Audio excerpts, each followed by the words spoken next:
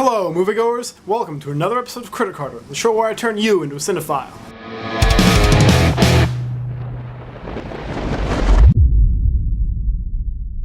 Today I'm going to be talking about Mirror Mirror, the new film directed by Tarsem Singh, co-written by Jason Keller and Melissa Wallach, and starring Lily Collins, Armie Hammer, Julia Roberts, and Nathan Lane.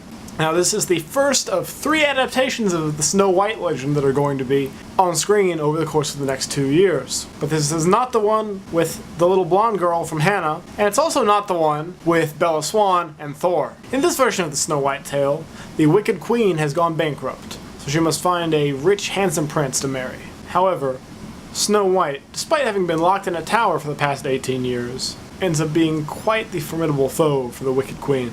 Let me start off by saying both this and the upcoming film Snow White and the Huntsman, starring the aforementioned Kristen Stewart and Chris Hemsworth, both seem to be stories told from the perspective of the Queen rather than Snow White herself, which I think is a very interesting way to flip the story a little bit.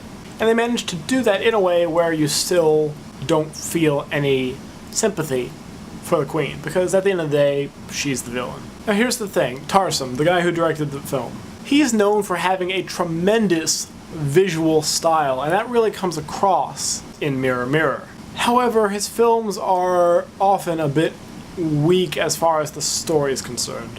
A great example of this would be his 2006 film, The Fall, starring Mr. Lee Pace. And if you haven't seen The Fall, I suggest you do that as soon as this video is over. Now, at its core, Mirror Mirror is still the classic Snow White tale of vanity leading to self-destruction. Fortunately, it has been updated slightly and works a lot better with a modern audience. You've got Armie Hammer in there as the, perfect prince, like just spot on with the casting of that. Yeah, he does get a little hammy here and there, but it's really good to see him flex his comedic muscle for the first time, when we're used to seeing him in dramas like The Social Network and J. Edgar. The dwarves. I mean, really, it's not Snow White unless there are dwarves. There are dwarves in this film, obviously. And, on top of that, this is the film where they're played by actual little people, instead of having well-known actors of average height, get shrunk down like in Lord of the Rings. They had actual little people play the dwarves, which sets it apart, again, from Snow White and the Huntsman. And while these aren't your traditional happy, dopey, grumpy, bashful, sneezy, sleepy, and Doc, it's not those guys. But they all do have distinct personalities. They're kind of entertaining, and of course they're fleshed out properly. They do have their own distinct story arc, just like Snow White does, as does the Prince. Another thing that I really liked about this version of the story, in 2012, there's only so many times we can see movies and enjoy passive female main characters. Snow White does not spend this film lying in a glass box after being fed a poison apple. She's kind of a badass. The first time that she meets the prince, she has to save him because he's been hung, basically, upside down from a tree.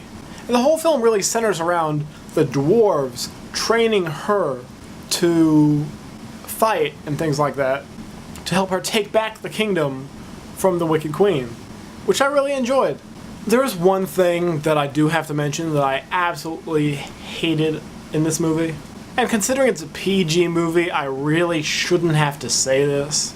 They made a rape joke at the expense of Nathan Lane's character. Rape isn't funny, guys. Can we stop making jokes about rape? Is that a thing that we as a society can do? I'm sorry if I'm getting too real for you, but if you met somebody and they told you, I got raped, would you laugh at them? No, you wouldn't. It's a crime. It's a horrible, tragic crime. Not a source of comedy. And again, even mentioning it in a PG movie just seems preposterous to me. There's also this really silly Bollywood-inspired dance number at the end of the film, and maybe the director's background has something to do with that, but it just didn't mesh with the entire rest of the picture. You know what I mean? I'd have to give this a solid 3 charming dwarves. You can see my last review of The Hunger Games, big controversial review, up over here, and next week I'll be putting up a review for the new film, not new, but the about-to-be-released film, Cabin in the Woods, up over there. I've got a presence on Facebook, Twitter, and Tumblr. It's all CritiCarter, all over the place. Follow me all those places if you haven't already. Subscribe to the channel. Like and favorite this video if you enjoyed it. I hope you did. I worked so very hard on them.